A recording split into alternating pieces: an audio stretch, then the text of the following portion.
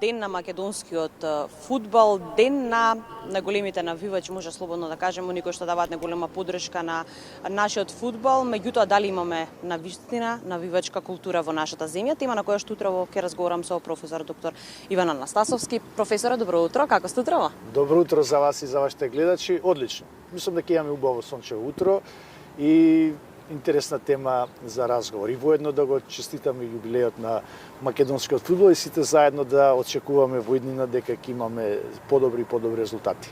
Да, навивачите секогаш некако повеќе ги потенцираме. Ние сме народ кој што го сака фудбалот, сакаме да гледаме убави надпревари, посебно кога игра нашата фудбалска репрезентација. Имаме ли навивачка култура како народ?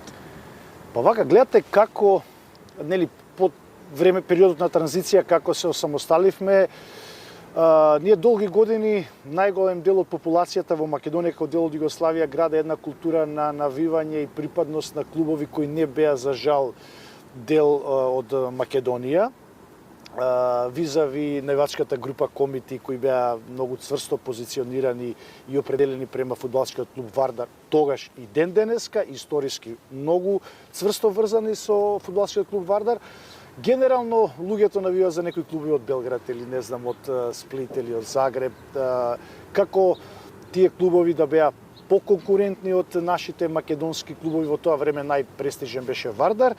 И ние со долги години, како припадност во таа држава, сме градале таква култура. Јас сум бил, за жал, тргам и од себе, Делија, припадник на Делија, на навивачка група која го поддржува фудбалскиот клуб Црвена звезда. Меѓутоа, денеска, кога ќе направиме една ретроспектива од нашето самостојување како држава, и моите истражувања кои се базира исклучително на навивачките групи кои се во нашата држава во Македонија, се испостави дека полека, особено таа млада популација која е во најголем процент дел од навивачките групи, почнува да гради собствена култура и собствен идентитет или припадност кон клубот кој го поддржуваат. Тука пред се говорам, во Македонија најдоминантни се фудбалските клубови, но ако реално гледаме, иако е денот на македонскиот фудбал, ако реално гледаме, во моментот најприсатни, најзапалени, најидентитетски поставени нашите навивачи, без оглед дали се организирани во група или не, се према ракометната репрезентација на Македонија. Од кои причини? Од и таа репрезентација генерира успеси, ние ги сакаме. Знаете, во спортот луѓето ги сакаат успесите. Многу тешко ни паѓа поразот и сето она што не носи на дно. Кога сме горе со добри резултати спортски, луѓето сакаат да бидат дел од тој амбиент, од тој спортски колектив и затоа во најголем процент се таму позиционирани. Инаку, ако гледате, Вардар е исклучително навивачка група која е позиционирана за фудбалскиот клуб. Потоа имате во Пелистер многу сериозна навивачка група Шкембари, меѓутоа тие поддржуваат вечните ривали, локално ривалство. Навивачката група од Куманово, Кумани, таа е повеќе позиционирана према кошарката. Никогаш не се идентификувала сериозно со некој фудбалски клуб, и Куманово долги години нема стабилен и цврст фудбалски клуб, каде што тие бија нашле собствената припадност. Тука фактички е и теоријата на тоа како настанале навивачките групи преку неколку насоки. Прво е таа субкултурна теорија на таа ритуална агресија која сака да ја манифестираат младите. Од ја реков пред малку, младите се во најголем процент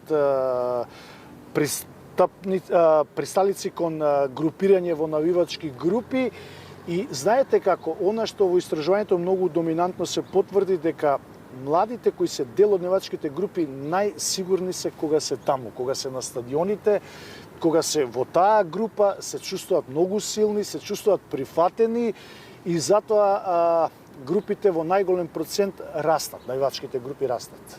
Во таа насока, ако нашите деца ги носиме постојано да гледаат вакви фудбалски големи надпревари, па не само кога игра нашата репрезентација и овие тимови кои што вие ги споменавте, тогаш никако им ја всадуваме уште од најмали, но за таа љубов кон нашата држава, но кон спортот воопшто, кон фудбалот. Во која насока денеска се движи македонскиот фудбал? Знаете како, ја имам една дефиниција. Секој поединец кој е припадник на одредена навивачка група и поддржува одреден фудбалски клуб, тој активно учествува и ја гради културата, поставеноста на тој фудбалски клуб.